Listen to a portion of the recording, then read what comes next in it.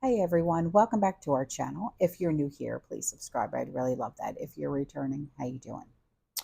What we're going to be talking about today is a grocery staple that's going to start surging in price very, very shortly.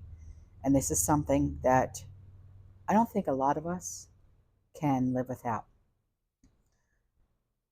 But there are other pressures that are also forcing an increased burden to fall on all of us Americans. And thanks to those external pressures this month, yet another food staple item has soared to prices that will not come down any time soon, unfortunately.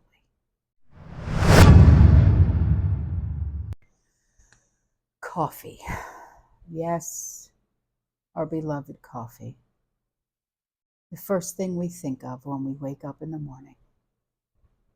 Just the smell of the aroma that wakes us up. Whether it's Folgers, Maxwell House, Starbucks, Dunkin', whatever it is that wakes you up and says, ah, another day, another dollar. Well, it's an absolute essential for millions of us, and Americans claim that they cannot get their day in gear, my ass in gear, my buttocks out of bed if I don't have that jolting cup of coffee, or the cup of joe, as some of us refer to it as. And no, I'm not talking about Biden, but there will soon be more than financial pain going forward in our morning cup. Get ready to see our coffee prices given a jolt of supply problems or hoarding. And contract defaults are tearing through the coffee producing industry worldwide, causing prices to soar. How fucking dare they? This is only adding to the skyrocketing cost of breakfast, which is at its highest point since 1979. Vecna, knock it off. It's my cat, and he's even saying, what the hell? Everyone say hello to Vecna. He's 6 months old and he's a Bombay. Yes, yes, yes, yes, yes. Go, son. Go be with God. Okay, so where was I? So anyway, and experts say that the higher the prices, they're not going away. They're really not, if ever.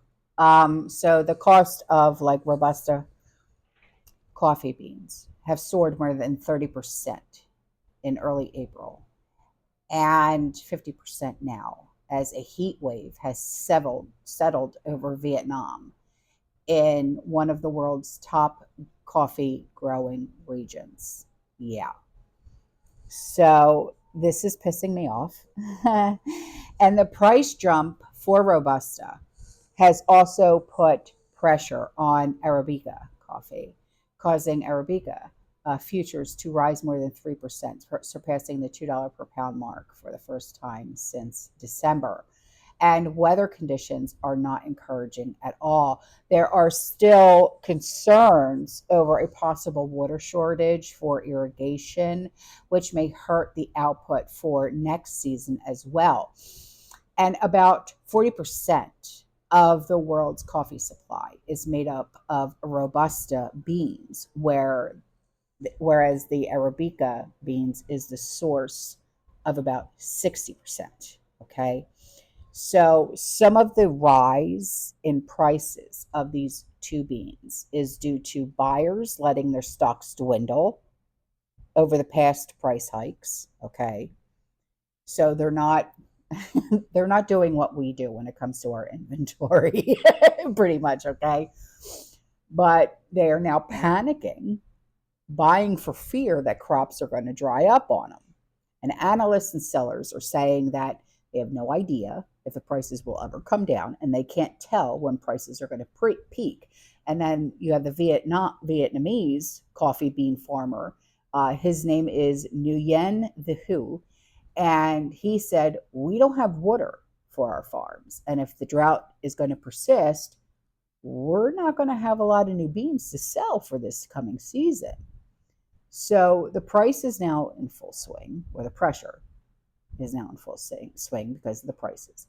And farmers and producers, they're going back now on their coffee contracts, as growers have been unable to fulfill contracts. So that what happens when they can't fulfill contracts and they have to go back? It's called a force majeure. Okay. And for upwards of up to 200,000 tons of beans, or about 13% of the expected harvest. And if there's a force majeure with contracts like this, say bye bye. Okay. That means that you could be paying, okay, like say, how much is a pound of coffee? Okay, I don't buy like regular coffee pound bags or whatever. I buy K cups.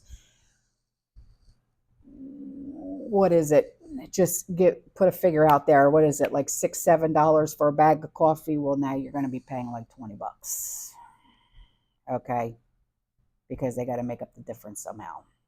Okay, and these failures will soon cause prices of coffee to skyrocket for us now. Okay, and I mean, you're literally, I mean, you're not going to be able to gulp down that coffee. You're not going to be able to have 2, 3, 4 cups of coffee no more during the day. You're going to be sipping it, and you're going to be reheating it in the microwave. And you know you don't like to do that, but you're not going to want to waste anything because you're not going to be able to afford it. Okay. So add this pressure to the rising prices already has seen in most other food staples. It all adds up to a huge burden on all of us. All right. It's like the price of eggs. Okay. Remember when we had Eggageddon? All right. I buy, the big boxes of eggs. It's the 60 count at Walmart's. Okay. It's generally $6. And then when we had Eggageddon, it was $30 for this box of eggs. And I'm like, what the hell is going on?